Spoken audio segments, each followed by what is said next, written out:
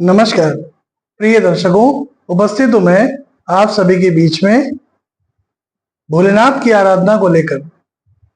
प्रिय दर्शकों, सबसे पहले मेरे YouTube परिवार के सभी दर्शकों को पवित्र श्रावण मास की अनेकानेक शुभकामनाएं। भोलेनाथ की कृपा हम सभी के ऊपर निरंतर बनी रहे।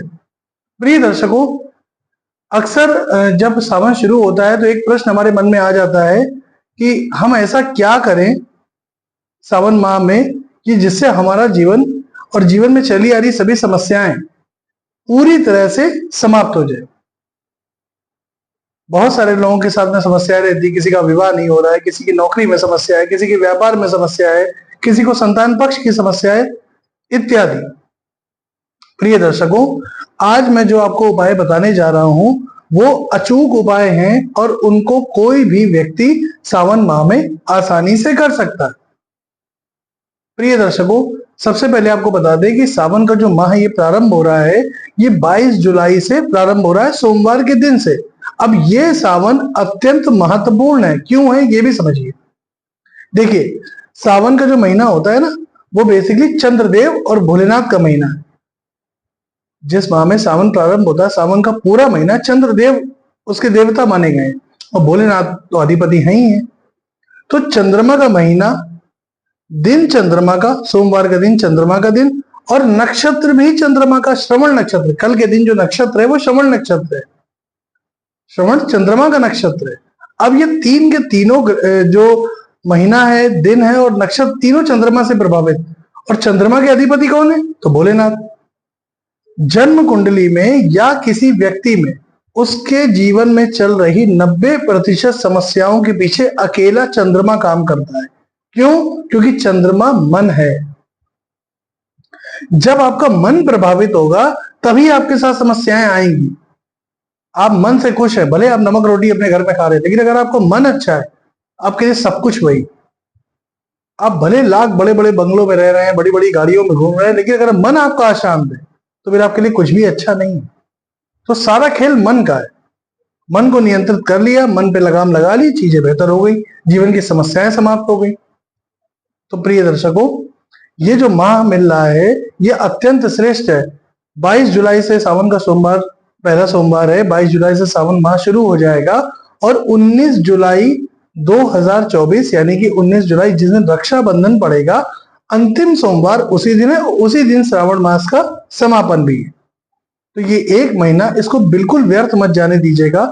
सावन का जो महीना होता है ना प्रिय दर्शकों, ये पूजा के लिए, उपासना के लिए, ध्यान के लिए, व्रत के लिए, मंत्र जप के लिए, साधना के लिए, आराधना के लिए बनाया गया है। और इस समय पे की हुई पूजा, उपासना, साधना, आराधना, मंत्र जप, ध्यान, व्रत, इसका जो फल मिलता है वो अक्षय होता है, जिसका कभी क्षय नहीं होता, जिसका कभी समापन नहीं होता। प्रिय दर्शकों, आज मैं आपको बताऊंगा कि आप अपनी राशि के अनुसार सावन के प्रथम सोमवार पे भोलेनाथ पे क्या अर्पित करें, और पूरे सावन, ये तो पहले सोमवार की बात हो गई कल की, और पूरे सावन आप भोलेनाथ पे क्या अर्पित करेंगे, इस पे भी हमारी चर्चा होगी। तो आइए बिना विलंब किए चर्चा प्रारंभ करते हैं। और जो चीजें आप अर्पित करेंगे वो अपनी चंद्र राशि के आधार पर करिएगा।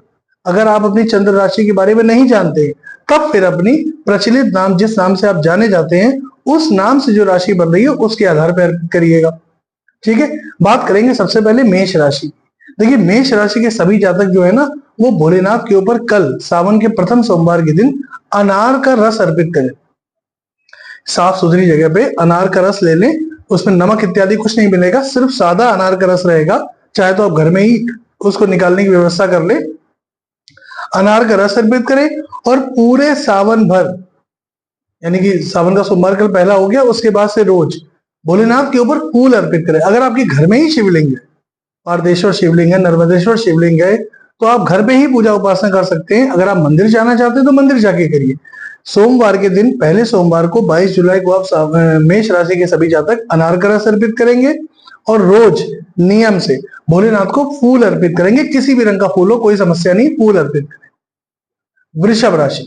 देखिए, वृषभ राशि के सभी जातकों को मैं एक ही सलाह दूंगा, पूरे सावन भर, चाहे वो पहला सोमवार हो, चाहे दूसरा हो, चाहे तीसरा, चाहे चौथा, चाहे पांचवा, कोई भी सोमवार हो, कोई भी दिन हो सावन का, दही से भोलेनाथ का अभिषेक करिए। दही जो होता है, दही दोनों हाथों से अच्छे तरीके से शिवलिंग पे लगाइए और पतली सी जल की धारा अर्पित करिए उनको। और देखिए चमत्कार। मिथुन राशि, मिथुन राशि के सभी जातक प्रिय दर्शकों, पहले दिन सावन के गन्ने के रस से भोलेनाथ का अभिषेक करें, सावन के प्रथम सोमवार को, और पूरे सावन भर जल और बेलपत्र ये भगवान शिव पे अर्पित करें। जल की धारा और कम से कम 3 पत्ते बेलपत्र के भोलेनाथ पे अर्पित करें। आपके जीवन में चली आ रही समस्याएं समाप्त हो जाएगी। कर्क राशि, कर्क राशि के जातक जितने भी हैं, सावन के पहले सोमवार पे शिवलिंग के ऊपर गंगा जल अर्पित करेंगे।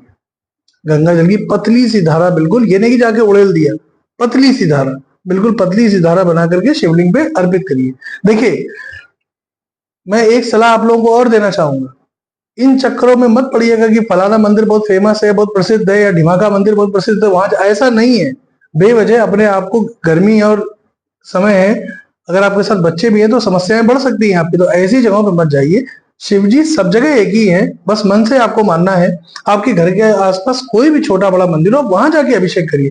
कम से कम इत्मीनान से आप उनका अभिषेक तो कर पाएंगे। ऐसे तो वहां पे धक्का मुक्की इतनी होती है कि लोग चढ़ा कुछ रहे, चढ़ किसी और के ऊपर रहा है, तो ये काम मत करिए। इत्मीनान से जाइए, भोलेनाथ की आराधना करिए। 4 पहर में चारों में से किसी भी सुबह जाना चाहें, दोपहर में जाना चाहें, शाम को जाना चाहें, रात में, कभी भी पूजा कर सकते हैं। भोलेनाथ की पूजा में ये सब नहीं देखा जाता कि राहु काल है कि क्या है, ये सब कुछ नहीं, सब उन्हीं के अधिपति है, सब उन्हीं के अधीन है। तो आप बिल्कुल जाइए, अब किसी भी समय पे जाइए, जब आपका मन करे जाइए, बैठ के इत्मीनान से पूजा करिए। तो कर्क राशि के सभी जातक क्या करेंगे, एक तो गंगा जल अर्पित करेंगे, दूसरा पूरे सावन में जल ले लिया एक लोटे में, स्टील का लोटे यूज करिएगा, तांबे का ना इस्तेमाल मत करिएगा। स्टील के लोटे में जल लिया, उसी में जरा सा दूध मिला दिया, 2 चम्मच 4 चम्मच दूध मिला दिया, उससे पूरे सावन में भोलेनाथ का अभिषेक करें, बहुत लाभ होगा। सिंह राशि, सिंह राशि पूरे सावन में गन्ने के रस से भोलेनाथ का अभिषेक करें। अगर गन्ने का रस नहीं प्राप्त हो रहा है, आप जहां भी रहते हैं, जिस शहर में रहते हैं, अगर वहां गन्ने का रस नहीं मिल रहा है, उस अवस्था में जल में गुड़ डाल दीजिएगा और गुड़ को अच्छे से मिला लीजिए, क्योंकि गन्ने के रस से ही गुड़ बनता है। तो जल में गुड़ डाल दीजिए, गुड़ को अच्छे से मिला लीजिए, उससे अभिषेक करिएगा, बाद में जल अर्पित करिएगा। भोलेनाथ के ऊपर किसी भी राशि का कोई भी व्यक्ति हो, कुछ भी चढ़ाए, उसके बाद जल जरूर अर्पित करेंगे। मान लीजिए आप नहा रहे हैं, नहाने के बाद आपको साबुन लगा हुआ ऐसे छोड़ दिया जाए तो आपको अच्छा लगेगा? नहीं। उसी तरीके से भोलेनाथ को किसी भी चीज से आप नहलाएं, उसके बाद जल की धारा जरूर अर्पित करें, ऐसा जरूर करिएगा। कन्या राशि के सभी जातक प्रिय दर्शकों, सावन के प्रथम सोमवार पे भोलेनाथ का गन्ने के रस से अभिषेक करेंगे और बाकी पूरे सावन भर शिवलिंग पे भांग और धतूरा अर्पित करेंगे। तुला राशि, तुला राशि के सभी जातक प्रिय दर्शकों, सावन के प्रथम सोमवार पे दही से उनका अभिषेक करें, उसके बाद जल की धारा अर्पित करें। बाकी पूरे सावन भर इत्र से या गुलाब जल से भोलेनाथ का अभिषेक करते रहिएगा। वृश्चिक राशि, वृश्चिक राशि के सभी जातक प्रिय दर्शकों, शहद से भोलेनाथ का अभिषेक करेंगे सावन के प्रथम सोमवार पर, और पूरे सावन भर अबीर और गुलाल जो भी आपके यहाँ उपलब्ध हो या घर में रखा हो, अबीर और गुलाल, जरा जरा सा अबीर और गुलाल भोलेनाथ पे अर्पित करिएगा, बाद में जल की धारा पूरे सावन भर अर्पित करते रहेंगे। धनु राशि, धनु राशि के जितने भी जातक हैं, वो केसर मिश्रित दूध, गाय का दूध हो, भैंस का, गाय का हो तो सर्वोत्तम, कहना ही नहीं, अगर भैंस का भी है तो भैंस का दूध हो तो उसमें जरा सा केसर घिस के मिला लीजिएगा, उससे भोलेनाथ का अभिषेक सावन के प्रथम सोमवार को करिएगा। साथ ही साथ पूरे सावन भर घी का दीपक जला के उससे भोलेनाथ की आरती करिएगा। आपके जीवन की समस्त समस्याओं का निदान आपको मिल जाएगा।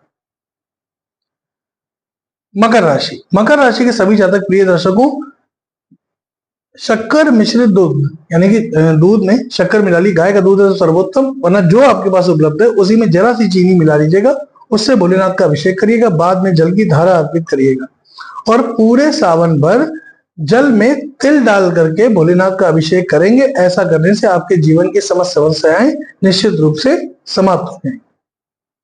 कुंभ राशि, कुंभ राशि के जितने भी जातक हैं, सावन के प्रथम सोमवार पर जल में कुश होती है ना, कुश घास, वो कुशा डाल दीजिए तो जल हो जाता है कुशोदक, इससे भोलेनाथ का अभिषेक करें प्रथम सोमवार पर। और पूरे सावन भर भगवान शिव के ऊपर जल और बिल्व पत्र, यानी कि बेल के पत्ते और जल, ये अर्पित करते रहेंगे, आपको निश्चित लाभ होगा।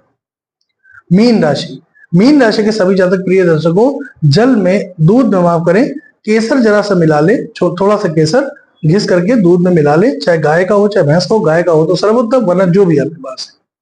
दूध में केसर मिला लिया, उससे आप भोलेनाथ का अभिषेक करें, बाद में जल की धारा अर्पित करें और पूरे सावन भर सफेद चंदन भोलेनाथ को अर्पित करते रहिएगा। आपके जीवन में जो भी समस्याएं चली आ रही हैं, बाधाएं चली आ रही हैं, निश्चित रूप से वो बाधाएं, समस्याएं समाप्त हो जाएंगी।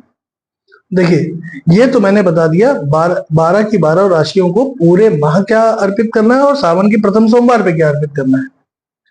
आप कुछ चढ़ाएं अथवा ना चढ़ाएं, कोई द्रव्य चढ़ाएं अथवा ना चढ़ाएं, आप अगर एक लोटा जल और एक बिल्वपत्र भी रोज चढ़ा देते हैं तो आपकी पूजा संपूर्ण होगी, स्वीकार होगी, इसमें कहीं कोई दो मत नहीं। भोलेनाथ आशुतोष हैं, एक लोटा जल से ही प्रसन्न हो जाते हैं। उनको ज्यादा आडंबर की जरूरत नहीं है कि आप पंचोपचार पूजन कर रहे हैं, दसोपचार कर रहे हैं, षोडशोपचार कर रहे हैं, राजोपचार कर रहे हैं, उनकी आवश्यकता नहीं है उनको। आपके पास जो उपलब्ध है आप उनसे भोलेनाथ का अभिषेक करिए। मन साफ होना चाहिए, चीजें आपके पक्ष में आती हुई चली जाएगी।